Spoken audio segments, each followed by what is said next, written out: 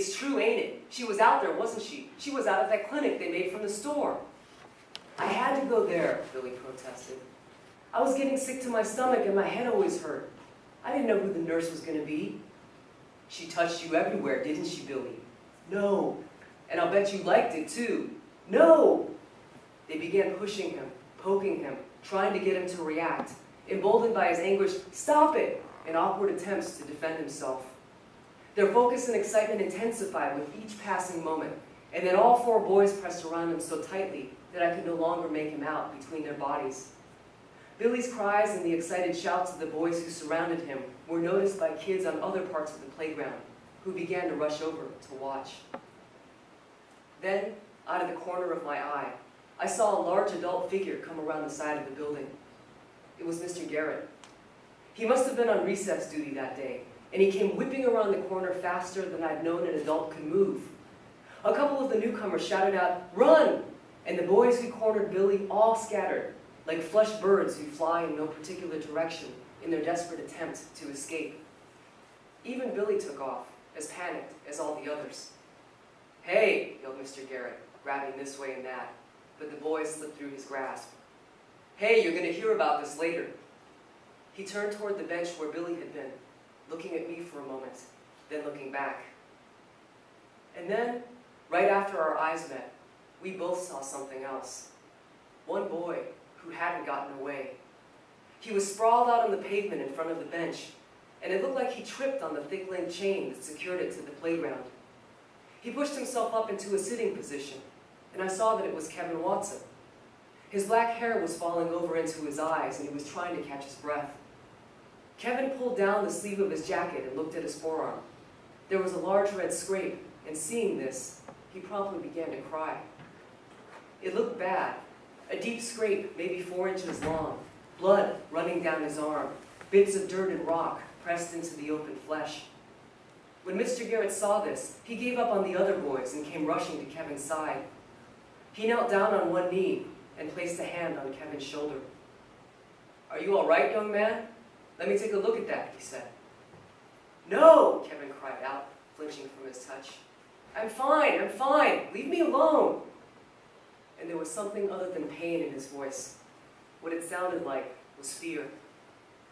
Mr. Garrett must have heard it too. He backed off a bit, but still stayed close. "It's all right, son," he said. "I'm only trying to help. Now let me have a look at your arm." Kevin's face was covered with tears. His left hand was holding his sleeve up and cradling his right elbow, exposing his arm to the air. And when Mr. Garrett inched closer, gently curved his hand around Kevin's elbow and tilted up his forearm, the boy didn't flinch or pull away. Mr. Garrett carefully pulled out a few of the pebbles and then unfolded his handkerchief, pressing it just below the wound to wipe away the running blood. "It's going to be okay," he said. "It's just a bad scrape. Now let's get you up on your feet and we'll take you inside." Kevin nodded. He wasn't looking at Mr. Garrett, but he wasn't crying anymore either. Mr. Garrett held out a hand to help him, but Kevin refused it. Since his right arm was still elevated to keep the blood from running down, he turned to his left, pressing his hand to the ground to brace himself as he got his leg set under him. And as he rolled that way, face down, back end higher than the front, his jacket and shirt edged up his back, exposing 10 or 12 inches of skin. There was just a flash of something that shouldn't have been there, several dark strips of color. Then the clothes came back down, and they were gone. I looked at Mr. Garrett's face and saw that he had seen them too. "Kevin," he said, and now his voice sounded different. "Stand here for a second. Let me look." And maybe Kevin thought the teacher was still talking about his arm, because he didn't move away or protest. Maybe he'd forgotten what his clothes concealed, so accustomed was he to carrying his secret. Or maybe he knew exactly what was happening, and wanted someone, some adult, just to see.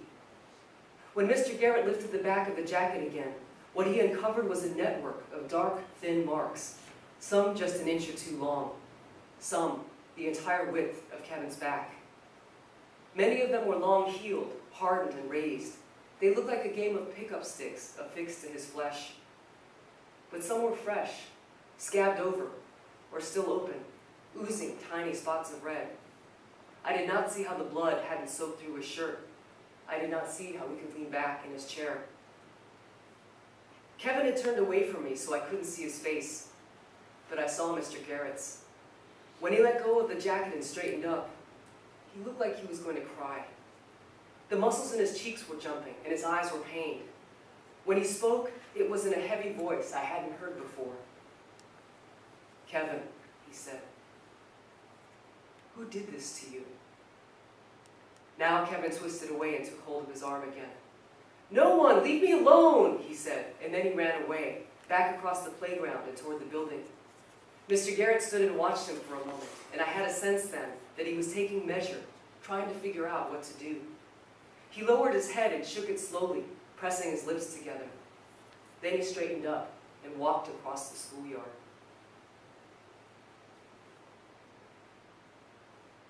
In the years that have passed since 1974, I've often wondered what would have happened if Mr. Garrett had kept his knowledge to himself. He could have let Kevin go home without telling anyone what he had seen. He could have just minded his business and let people go on as they always had.